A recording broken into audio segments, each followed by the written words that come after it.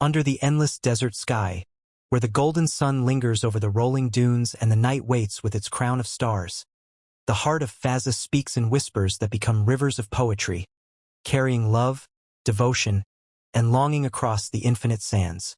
His soul is a falcon soaring above the earth, yet tethered always by the invisible string of love, circling, searching, returning. His verses flow not as a stream that ends in silence, but as an ocean whose waves never rest, each line touching the shore of eternity, each word an offering laid before love's shrine. In the stillness of dawn, when the wind carries the scent of the desert's breath, his heart opens like a rose to greet the light, and his poetry unfolds like a caravan stretching from horizon to horizon. Every camel's step a syllable, every call of the driver a rhythm, every pause a prayer. He writes of longing as one writes of thirst, yet in that thirst there is sweetness, for to long for the beloved is itself a kind of fulfillment. To wait is to believe, to yearn is to worship, and in that worship lies the truest freedom. The falcon does not resist the sky. It surrenders to it, knowing the vastness is where it belongs. So too does Fazza surrender his heart to love, knowing that to love is to be both captive and free. In every glance of his beloved, he sees the desert sunrise, that moment when the world holds its breath between darkness and light. Her presence is both shade and flame, both the coolness of the oasis and the burning of the midday sun.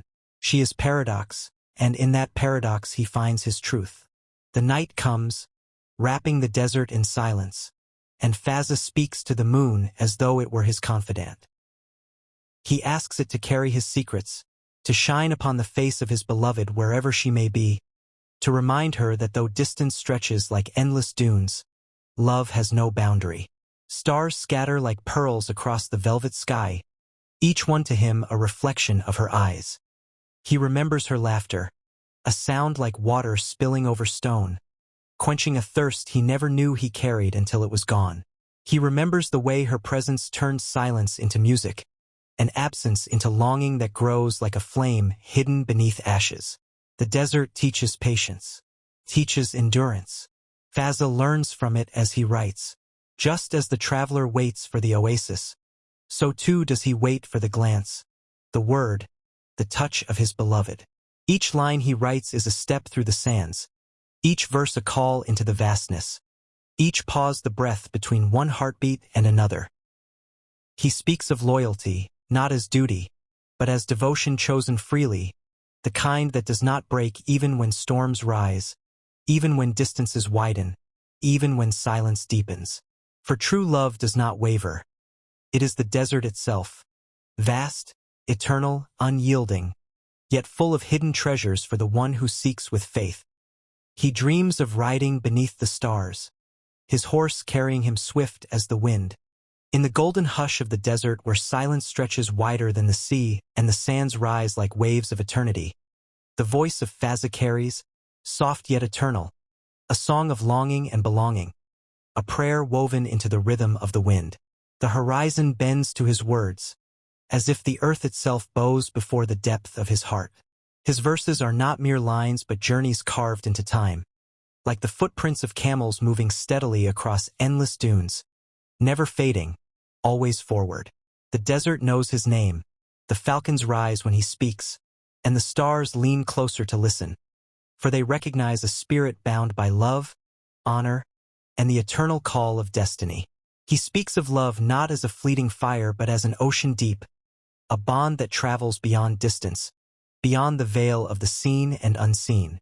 His beloved is not only a person but a symbol, a light that never dims, a lantern glowing through storms and darkness. Her presence is like the oasis in the desert, rare, life-giving, and eternal.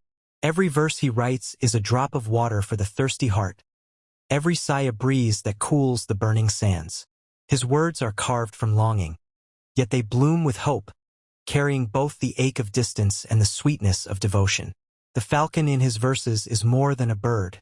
It is freedom, loyalty, and majesty. It soars high yet always returns to the hand that raised it. Just as his love, though it wanders across time and memory, always finds its way home. In the stillness of night, he whispers her name, and the desert echoes it back, turning silence into song.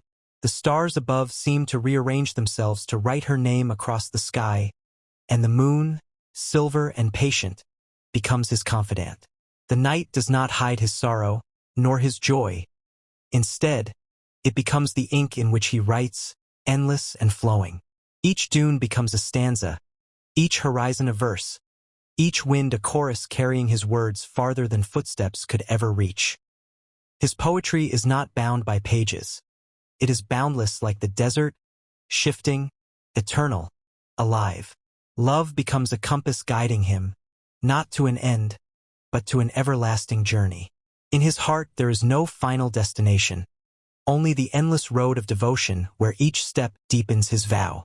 He dreams of her eyes, which are lanterns in the vast night, guiding him like stars that sailors trust. Her voice is a stream cutting through silence, a sound that quenches thirst more than water. To him, love is not weak longing. It is strength, the power that makes him rise even when the desert tests him with its harshest heat. He is a prince, but his poetry shows him not as distant royalty but as a man who kneels before love itself, humbled and grateful. Sometimes his verses take the shape of the sea, waves rolling endlessly, washing away sorrow, bringing forth renewal. Other times, his words become mountains, firm and unshaken, standing tall through storms of life.